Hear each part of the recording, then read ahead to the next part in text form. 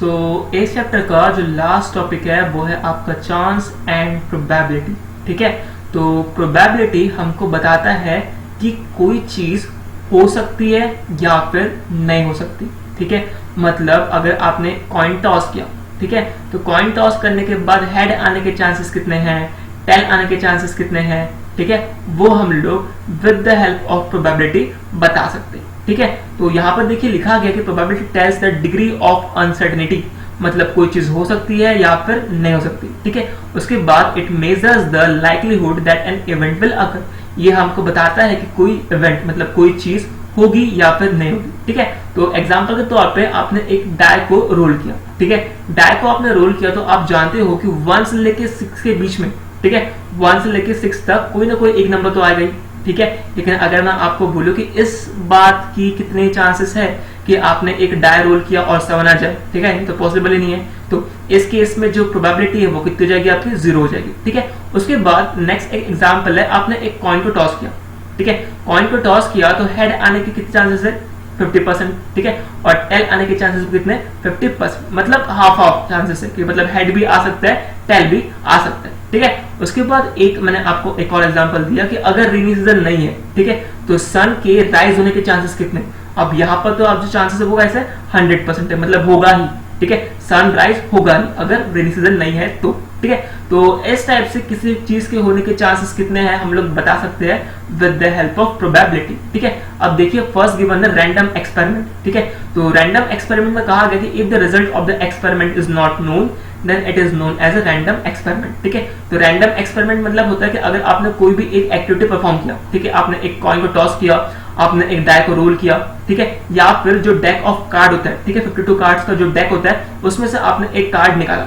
ठीक है, तो जब भी आप कॉइन को टॉस करोगे या फिर डाई को रोल करोगे या फिर डेक में से आपने एक कार्ड निकाला, ठीक है, तो उस वक्त आपको जो रिजल्ट है वो बिल्कुल भी पता नहीं रहता। ठीक है, तो इस टाइप के एक्सपेरिमेंट या इस टाइप का जो एक्टिविटी होता है उसको हम लोग क्या बोलते हैं, रैंडम एक्सपेरिमेंट। ठीक है, तो रैंडम एक्सपेरिमेंट का मतलब क्या हो कि अगर आपने कोई भी एक एक्टिविटी या फिर कोई भी एक एक्सपेरिमेंट परफॉर्म किया है और उसका आउटकम, उसका रिजल्ट आपको पता नहीं है, ठीक है, तो उसको हम लोग क्या बोलेंगे, रैंडम एक्सपेरिमेंट। और यहीं पर वही एक एग्जांपल गिवन है आपको। ठीक है, उसके बाद नेक्स्ट है आउटकम्स। तो आउटकम का मतलब होता है कि अगर आपने कोई भी एक एक्सपेरिमेंट परफॉर्म किया है, ठीक है, कोई भी एक रैंडम एक्सपेरिमेंट आपने परफॉर्म किया है, तो क्या क्या रिजल्ट आने के चांसेस है उसको हम लोग क्या बोलते हैं, आउटकम्स। ठीक है, तो जैसे फॉर एग्जांपल यहाँ पर there are 2 possible outcomes when we toss a coin that is head and tail. ठीक है, सिमिलरली अगर आपने एक डाई को रोल किया तो 6 जो आउटकम है वो आ सकते हैं, 1 2 3 4 5 6। ठीक है, उसके बाद अगर आपने एक 52 कार्ड के डेक में से एक कार्ड निकाला है तो जो आउटकम्स है वो कितने रहेंगे आपके, 52।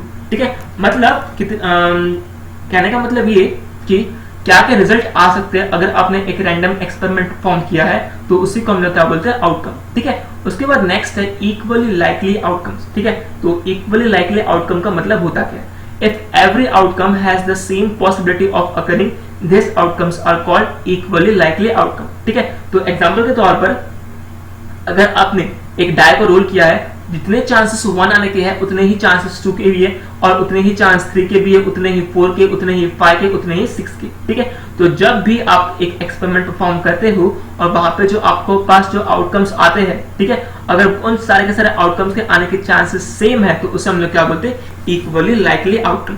सिमिलरली अगर आपने एक कॉइन को टॉस किया है तो जितना हेड आने के चांसेस है उतने ही टेल आने के चांसेस है, और इसी को हम लोग क्या बोलते हैं, इक्वली लाइकली आउटकम। ठीक है, उसके बाद आउटकम्स एज इवेंट्स। ठीक है, तो कहा गया कि ईच आउटकम और collection of outcomes of an experiment is known as event. ठीक है, तो अगर आपने कोई एक्सपेरिमेंट परफॉर्म किया है और एक्सपेरिमेंट परफॉर्म करने के बाद जो आपको आउटकम मिलते हैं, जो कलेक्शन ऑफ आउटकम होते हैं, उसी को हम लोग क्या बोलते हैं, इवेंट। ठीक है, एग्जांपल के तौर पर मैंने एक कॉइन को टॉस किया, ठीक है, तो क्या क्या आउटकम आ सकते हैं, हेड और टेल। ठीक है, तो इसी को हम लोग क्या बोलेंगे, इवेंट। ठीक है, अब एग्जांपल लेते हैं हम लोग कि if we throw a dice then getting each outcome 1 2 3 4 5 and 6 are event. ठीक है, कहने का मतलब ये कि अगर आपने एक डाई को रोल किया है तो जो आउटकम रहेंगे 1 2 3 4 5 6, इन्हें हम लोग क्या बोलेंगे, इवेंट्स बोलेंगे। ठीक है, अब इसी से हम लोग प्रोबेबिलिटी को कैसे कैलकुलेट करेंगे हम लोग वो जानते हैं। ठीक है, अब एग्जांपल यहाँ पर दिया हुआ कि what is the event of getting odd number when we throw a dice, ठीक है। अगर आपने एक डाई को थ्रो किया, ठीक है, तो इस बात के कितने चांसेस है कि जो आपके पास इवेंट आएगा वो आपका ऑड नंबर होगा, ठीक है। तो हम लोग जानते हैं कि हमने एक डाई को रोल किया तो कौन कौन से ऑड नंबर आ सकते हैं, 1 एक ऑड नंबर हुआ, 3 एक ऑड नंबर हुआ, 5 एक ऑड नंबर हुआ। तो इस तरह से कुल मिला के जो ऑड आने के चांसेस है वो कितने आपके 3।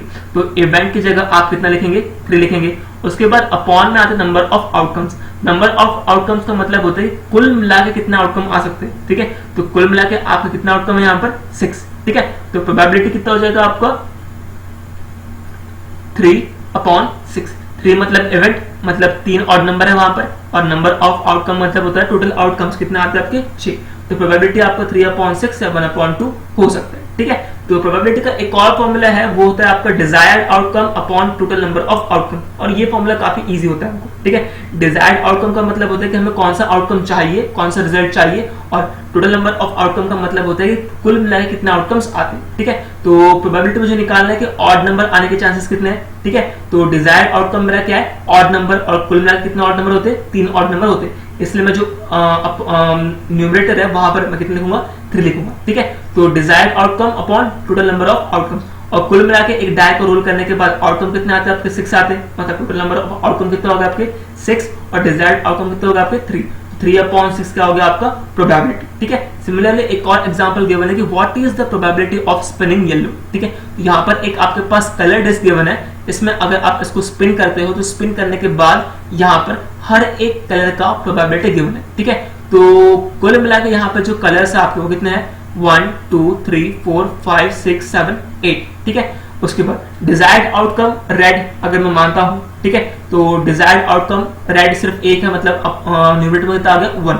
टोटल नंबर ऑफ आउटकम कितने हैं, कुल मिला के आउटकम कितना आपके 8, इसलिए जो प्रोबेबिलिटी ऑफ रेड है वो कितना हो जाएगा 1/8। सिमिलरली ग्रीन अगर मुझे ग्रीन का प्रोबेबिलिटी निकालना है, ठीक है, तो डिजायर्ड आउटकम में कितना आ जाएगा, ग्रीन 2 है यहाँ पर ग्रीन, इसलिए 2 ऊपर आ गया, ठीक है। और नीचे में कितना आ गया आपका टोटल नंबर ऑफ आउटकम मतलब 8, तो 2/8 मतलब कितना हो गया 1/4। सिमिलरली येलो का कितना जाएगा आपका desired outcome 3, total number of outcome 8 मतलब 3/8। सिमिलरली ब्लू के लिए desired outcome 1, total number of outcome 1/8, और पिंक के लिए desired outcome 1, total number of outcome कितना हो गया 8। तो इस टाइप से आप जो है प्रोबेबिलिटी को फाइंड कर सकते हैं, ठीक है। तो इस टाइप से आपका जो डेटा हैंडलिंग की चैप्टर है ये खत्म होता है, और इससे रिलेटेड जो भी वर्कशीट रहेगी वो मैं आपको ग्रुप में सेंड कर दूंगा, ठीक है। Thank you.